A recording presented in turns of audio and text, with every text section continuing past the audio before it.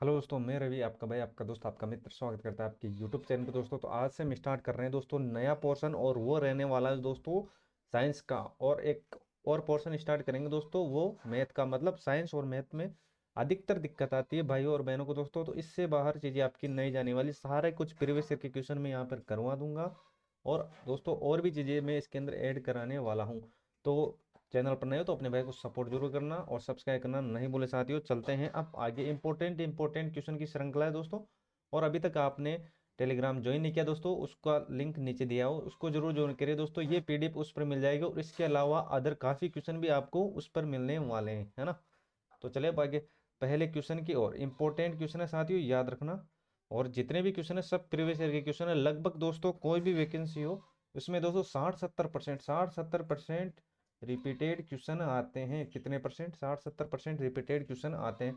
तो पहला काम आपका ये होगा दोस्तों कि बोर्ड किस तरीके के क्वेश्चन पूछता है। तो जितने भी दोस्तों अभी तक क्वेश्चन पूछे गए हैं, चाहे वो साइंस हो, चाहे वो जीके हो, चाहे वो मैथ हो, तो वो मैं पहले आपको करवाने वाला हूँ। और दोस्तों, और बुक की मैंने वीडियो बनाई है, उसको जरूर देखिएगा। वो छोटी छोटी बुकें हैं, उनको अच्छी तरीके से रट लेना दोस्तों। 1 महीने के अंदर वो चीज़ें आपकी कंप्लीट हो जाएगी दोस्तों। ज़्यादा ज़्यादा भरकम भारी किताब लाकर आपको कोई फ़ायदा नहीं मिलने वाला, है ना। शॉर्ट पढ़ो और स्वीट पढ़ो।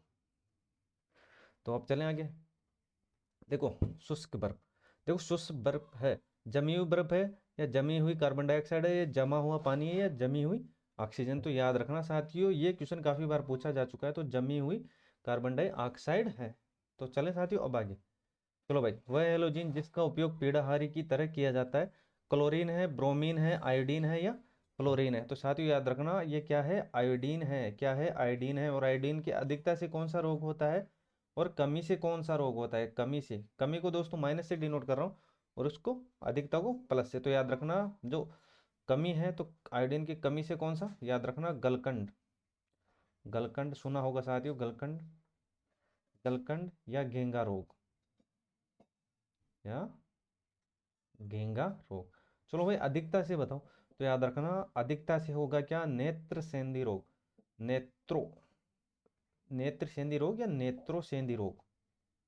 नेत्रो सेंधी रोग,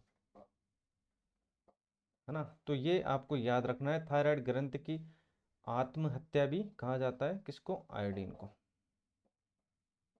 ये इंपॉर्टेंट है ना। थायराइड थायराइड ग्रंथि की क्या? आत्महत्या। आत्महत्या। तो ये प्रमुख बातें हैं जो आपको याद रखनी है। देखो, पहला कौन सा? देखो, उत्तर तो इसका आयोडीन हो जाएगा। अधिकता से नेत्र सेंधी रोग होता है, कमी से गलकंड और घेंगा रोग होता है, और थायराइड ग्रंथि की आत्महत्या बोलते हैं आयोडीन को। बस इतनी सी बात आपको याद रखनी है। बाकी जैसे जैसे क्वेश्चन चलेंगे दोस्तों, उसके अंदर मैं चीज़ें ऐड करवाता जाऊंगा। और लास्ट में दोस्तों, अपने दोस्तों जितने भी क्वेश्चन हुए हैं, इसके अलावा दोस्तों जितने क्वेश्चन मैंने पढ़ा दिए, और उतने ही क्वेश्चन मैं आपको पीडीएफ के जरिए टेलीग्राम पर उपलब्ध करवा दूंगा। मतलब इससे बाहर चीज़ें आपकी नहीं जाने वाली। चले आगे। चैनल पर नहीं हो तो अपने भाई को सपोर्ट जरूर करना, सब्सक्राइब करना नहीं भूले। आप लोगों का प्यार और सपोर्ट हमेशा ही बनाए रखिए दोस्तों। आप भाई और बहनों की क्वेरी से दोस्तों ये चीज़ें संभव हो पाई है, कि दोस्तों आप जिसकी भी क्वेरी करते हो या जिसकी भी डिमांड करते हो, वो मैं चीज़ें मैं आपके सामने लेकर आता हूँ दोस्तों, चाहे उसमें कितनी भी मेहनत लगे। चलो, कंप्यूटर में उपयोग आने वाली आईसी चिप, कौन सी चिप? IC chip. याद रखना, किससे बनी होती है? तांबा, सिलिकॉन, स्टील, या प्लास्टिक। तो बता सकते हो सिलिकॉन से। किससे? सिलिकॉन से। चलो भाई, ये क्वेश्चन याद रखना। सर्वप्रथम मानव ने निम्न धातु का, है ना, कौन सी धातु है चारों में से? सोना, चांदी, तांबा और लोहा। तो बताओ साथियों, कौन सा सर्वप्रथम, है ना, सर्वप्रथम मानव ने निम्न धातु का प्रयोग किया? सर्वप्रथम किसका प्रयोग किया? सोना का, चांदी का, तांबा का, या लोहा का? तो साथियों याद रखना, किसका? तांबा का। किसका? तांबा का। ये आपको याद रखना है, इंपॉर्टेंट है ना। अब चलेंगे आगे चांदी के बारे में। चांदी भी क्या है दोस्तों? चांदी का भी क्वेश्चन आता है। चलो भाई, इस क्वेश्चन को हल करो। 100 वाट का बिजली का बल्ब 10 घंटे जलता है, तो 5 रुपये प्रति यूनिट की दर से विद्युत खर्च क्या होगा? विद्युत खर्च क्या होगा, है ना। तो सिंपल सी चीज़ है दोस्तों। तो ये क्या हो जाएगा? 100 × 10 × 5 बटा कितना? 1000। कितना? तो ये 3 जीरो से 3 जीरो कट गया, कितना आ गया साथियों? तो 5 रुपये। ये अपना राइट आंसर आने वाला है। इंपॉर्टेंट लगा देना इस क्वेश्चन को ना। चलो भाई नेक्स्ट, निम्न में से कौन सा विद्युत का अच्छा सुचालक है? कौन सा विद्युत का अच्छा सुचालक है? एल्यूमिनियम है, तांबा है, चांदी है या सोना है? तो साथियों याद रखना, ये क्वेश्चन काफी बार पूछा जा चुका है। तो प्रीवियस ईयर की अभी जो श्रृंखला चल रही है, इनको अच्छी तरीके से रट डालना है ना। सारी चीजें मैं आपको प्रोवाइड करवा दूंगा टेलीग्राम पर, उसको जरूर ज्वाइन करेगा। तो एल्यूमिनियम हो जाएगा, तांबा, चांदी या सोना। तो साथियों अगर यहाँ पर हम बात करें तो ये हो जाएगा क्या? चांदी हो जाएगा। क्या हो जाएगा? चांदी हो जाएगा। अच्छा सुलभ सुचालक चांदी होता है। चैनल पर नहीं हो तो अपने भाई को सपोर्ट जरूर करना साथियों, सब्सक्राइब जरूर करना। चलो भाई, ओजोन परत पृथ्वी से कितनी ऊंचाई पर स्थित है? ओजोन जो परत है वो कितनी ऊंचाई पर स्थित है? 50 किलोमीटर, 300 किलोमीटर, 2000 किलोमीटर या 20 किलोमीटर? तो साथियों याद रखना, ओजोन परत है कितना किलोमीटर है? तो ये हो जाएगा क्या? 50 किलोमीटर, 50 किमी, है ना। चलो चलते हैं अब आगे। लार में निम्न में से किसके पाचन के सहयोग करती है? लार में किसके पाचन में सहयोग करती है ना? स्टार्च करती है, प्रोटीन, रेशे या वसा? लार निम्न में से किसके पाचन में सहयोग करती है ना। क्वेश्चन को ध्यान से सुनना, इंपॉर्टेंट क्वेश्चन है ना। तो यहाँ पर जो अपना आंसर निकल के आने वाला है, क्या निकल के आने वाला साथियों? स्टार्च आएगा या प्रोटीन आएगा या रेशे आएगा या वसा आएगा? तो साथियों याद रखना, यहाँ पर जो अपना राइट आंसर आएगा आएगा तो वो हो जाएगा क्या? स्टार्च आएगा। क्या आएगा? स्टार्च आएगा। अच्छी तरीके से ध्यान में रखना। चलते हैं साथियों आगे। चलो भाई, दूरदर्शन प्रसारण में चित्र संदेशों का संचरण होता है ना। तो आयाम मांडुलन द्वारा, आवर्ती मांडुलन द्वारा और कला मांडुलन द्वारा या कोण मांडुलन द्वारा? दोस्तों वीडियो के अंत तक जरूर देखेगा, ज़्यादा लंबी क्लास नहीं होने वाली, 20-25 मिनट का आपका सफ़र रहने वाला है। बस इतना था दोस्तों, और इसमें इंपॉर्टेंट इंपॉर्टेंट चीज़ें मैं आपको कराने वाला हूँ। चलो भाई, तो इसका जो राइट आंसर होने वाला है साथियों, यहाँ पर ध्यान रखना, ये हो जाएगा आयाम मांडुलन, मतलब पहला ही उत्तर अपना राइट हो जाएगा। डेजर्ट कूलर द्वारा शीतलन किस आधारित है? किस पर आधारित है? उष्ण वायु प्रतिस्थापन द्वारा या वायु निर्जलीकरण द्वारा या वाष्पन शीतलन द्वारा या वायु भूर्जन निर्जलीकरण द्वारा, है ना। तो ये आपको याद रखना है साथियों। अगर यहाँ पर हम बात करते हैं तो इसकी जो आंसर की बात करते हैं तो ये हो जाएगा क्या? वाष्पन शीतलन द्वारा। इंपॉर्टेंट लगा लेना इस क्वेश्चन को। क्वेश्चन आ रहे 2022 12 में नहीं, ये दोस्तों अभी भी काफी बार पूछा गया है क्वेश्चन, है ना। तो इसको अच्छे तरीके से देख लेना, ये क्या हो जाएगा? वाष्पन शीतलन हो जाएगा। वाष्पन शीतलन हो जाएगा। चैनल पर नए हो तो वही बात बोलूंगा, अपने भाई को सपोर्ट जरूर करना चाहती हूँ। ये सब अपने भाइयों और बहनों के लिए दोस्तों, ये चैनल डेडिकेट है उन भाइयों और बहनों के लिए दोस्तों जो दिल से तैयारी करना चाहते हैं। और दोस्तों ये जितना भी कंटेंट है मैं अपने भाई और बहनों को फ्री ऑफ कॉस्ट देने वाला हूँ, बस आप लोगों का सपोर्ट जरूर चाहिए। चलो नेक्स्ट, अलसी किसका प्रचुर स्रोत है? किसका स्रोत है साथियों, बताओ। विटामिन सी का, ओमेगा 3 वसीय अम्ल का, आवश्यक अमीनो अम्ल का या ऑक्सीडेंट का? तो साथियों याद रखना, ओमेगा ओमेगा 3 वसीय अम्ल का, ओमेगा 3 वसीय अम्ल का। ये क्वेश्चन याद रखना इम्पोर्टेंट है। चलें अब आगे। चलो भाई, मानव की पहचान सुनिश्चित करने के लिए जैव प्रौद्योगिकी आधारित अत्याधुनिक तकनीकी को काम में लाया जाता है। कौन सी तकनीकी है जिसको काम में लाया जाता है? बायोमेट्रिक है या जीनोम अनुक्रमण है या डीएनए फिंगरप्रिंट है या गुणसूत्र प्रारूपण है? तो यहाँ पर देखते ही आप उत्तर मार सकते हो। वैसे दोस्तों आपको पता चल गया होगा कि कौन सा अपना उत्तर आने वाला है। तो साथियों अगर बात करते हैं उत्तर की, तो साथियों ये हो जाएगा दोस्तों डीएनए फिंगरप्रिंट। DNA fingerprint. चलो भाई, माइक्रोवेव ओवन में जिस माइक्रोवेव ट्यूब का उपयोग होता है वह है कौन सी ट्यूब है? तो चारों में से कौन सी है? देखो, क्लिस्ट्रॉन व मेग्रास्टॉन या ट्यूबस या क्लिस्ट्रॉन ट्यूब या कौन सी दोस्तों? मैग्नेट्रॉन ट्यूब और ट्रैवलिंग वेव ट्यूब। तो बताओ यहाँ पर जो कौन सा अपना राइट आंसर होने वाला है? कौन सा ये राइट आंसर होने वाला है साथियों? तो याद रखना, ये मे से नहीं है, ये मे है। क्या है? Magnetron tube. तो साथियों यही अपना राइट आंसर होने वाला, मैग्नेट्रॉन ट्यूब। इंपॉर्टेंट लगा देना इस क्वेश्चन को। चलो भाई नेक्स्ट, तंतु प्रकाशीय संचार में संकेत किस रूप में प्रवाहित होता है? कौन सा रूप है जो दोस्तों तंतु प्रकाशीय संचार में संकेत के रूप में प्रभावित होता है? तो प्रकाश है, रेडियो है, सूक्ष्म है या विद्युत है? तो साथियों अगर मैं बात करता हूँ तो यहाँ पर जो होगा आंसर ये हो जाएगा प्रकाश तरंग। कौन सा हो जाएगा? प्रकाश तरंग हो जाएगा। वैसे दोस्तों तरंगों में से अगर मैं बात करूँ कि आवर्ती ऊर्जा भेदन क्षमता है ना, तो किसकी ज्यादा है? तो याद रखना वो है गामा की। किसकी है? गामा की। देखो अगर तरंग से रिलेटेड कोई क्वेश्चन आया तो थोड़ा बहुत जानकारी आपको इसके बारे में होनी चाहिए। देखो आवर्ती, आवर्ती की बात करूं मैं साथियों, और ऊर्जा की बात करूं, है ना, ऊर्जा की, ये ऊर्जा, और सर्वाधिक भेदन क्षमता इंपॉर्टेंट लगा लेना। सर्वाधिक भेदन क्षमता, ये क्वेश्चन काफी बार पूछा जाए। भेदन क्षमता, भेदन क्षमता किसकी है? तो साथियों याद रखना गामा की है। किसकी है? गामा किरण की है ना। किसकी है? गामा की है। तो ये चीजें आपको याद रखनी है। आवर्ती, ऊर्जा, सर्वाधिक भेदन क्षमता, मतलब सर्वाधिक आवर्ती, सर्वाधिक ऊर्जा, सर्वाधिक भेदन क्षमता किसकी है? गामा किरण की है ना। तो ये चीजें आपको याद रखनी है। चलते हैं साथियों अब आगे नेक्स्ट क्वेश्चन की ओर। Important question. मनुष्य के लिए मानक ध्वनि इस तरह, कौन सा मानक ध्वनि है जो मनुष्य के लिए इस तरह, मतलब इतना तो रहना चाहिए, 90, 60, 120 या 100? तो साथियों याद रखना यहाँ पर जो अपना राइट आंसर निकल के आने वाला है 90 dB, मतलब डेसिबल,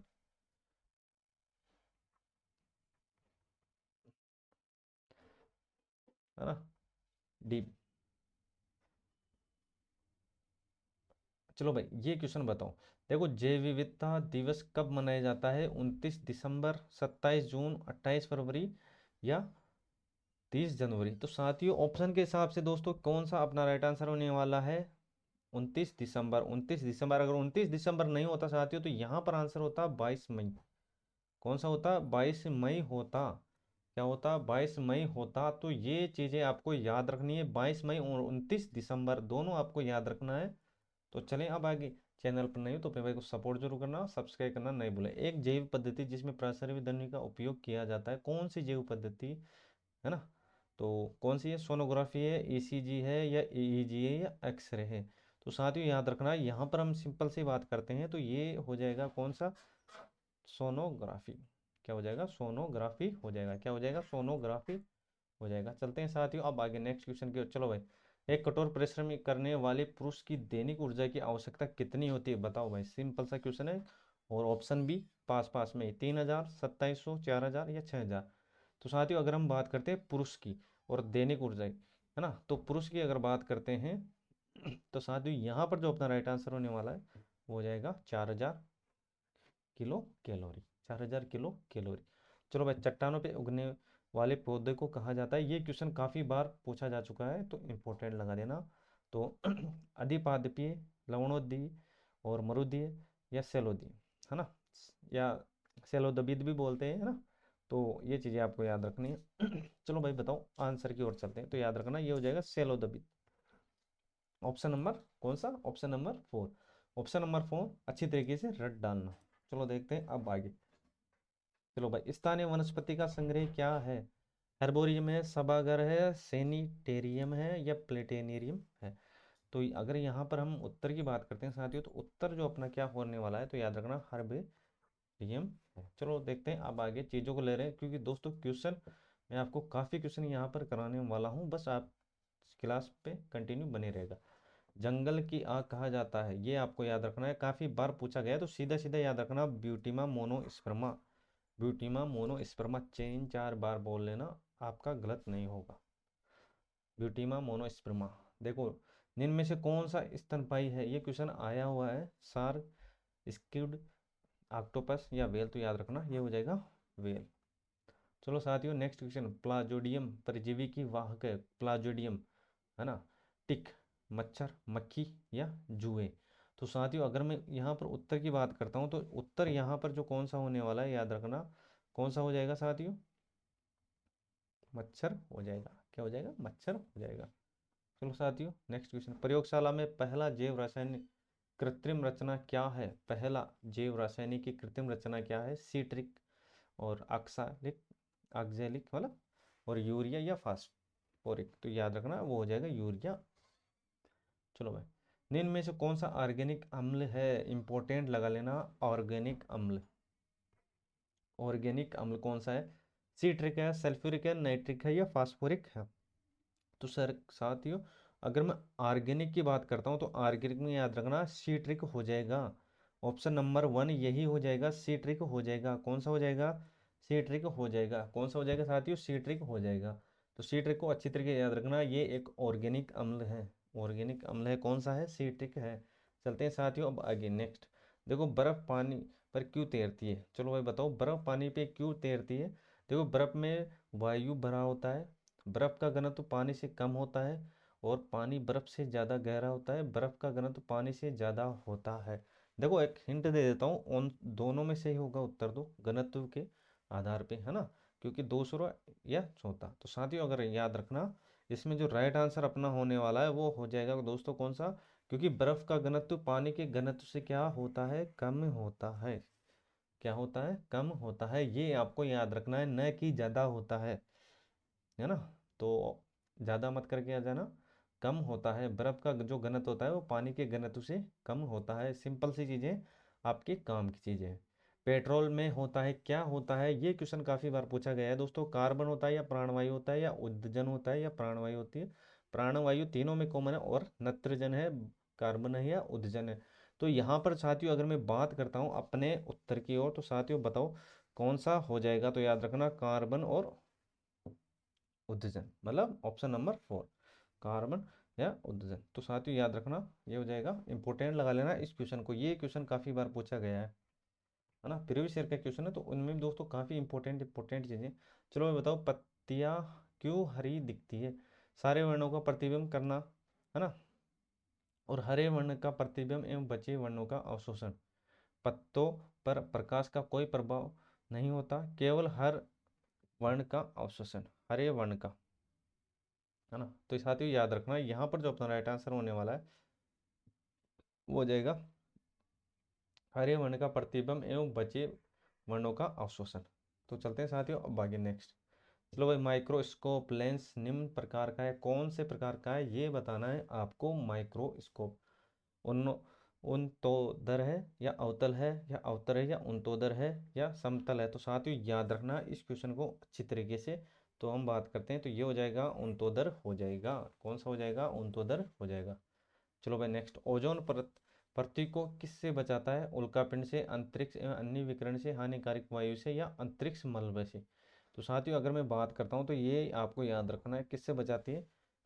तो ये बताती है अंतरिक्ष व अन्य, अंतरिक्षीय व अन्य विकिरण द्वारा, विकिरण से बचाती है ना। तो रोमन इफेक्ट, रोमन इफेक्ट के लिए यह विकसित किया जाता है। धूप के चश्मे, अंतरिक्षयान, अणुबम, या गुप्तचर जांच? तो याद रखना ये धूप के चश्मे हो जाएंगे। रमन इफेक्ट की बात हो तो धूप के चश्मे हो जाएंगे।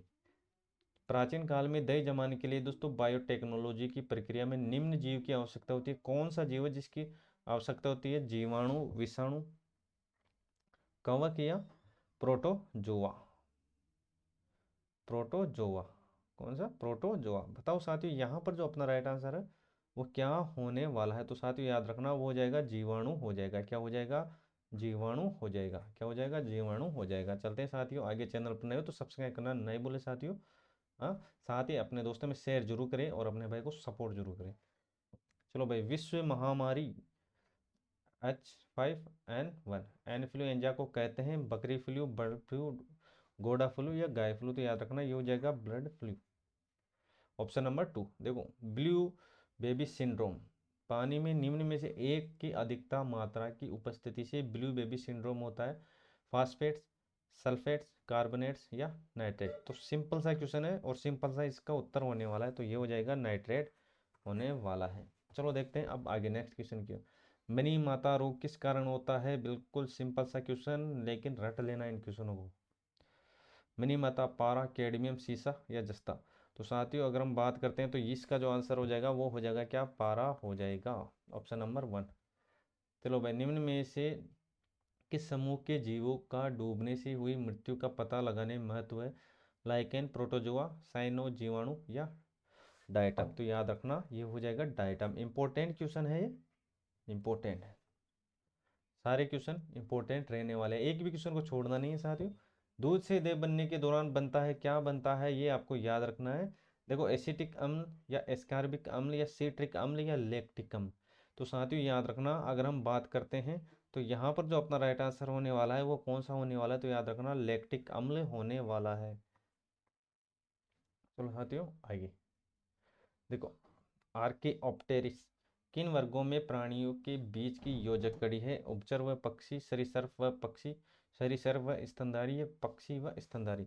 तो साथियों याद रखना, यहाँ पर जो अपना राइट आंसर होगा वो होगा सरीसृप व पक्षी।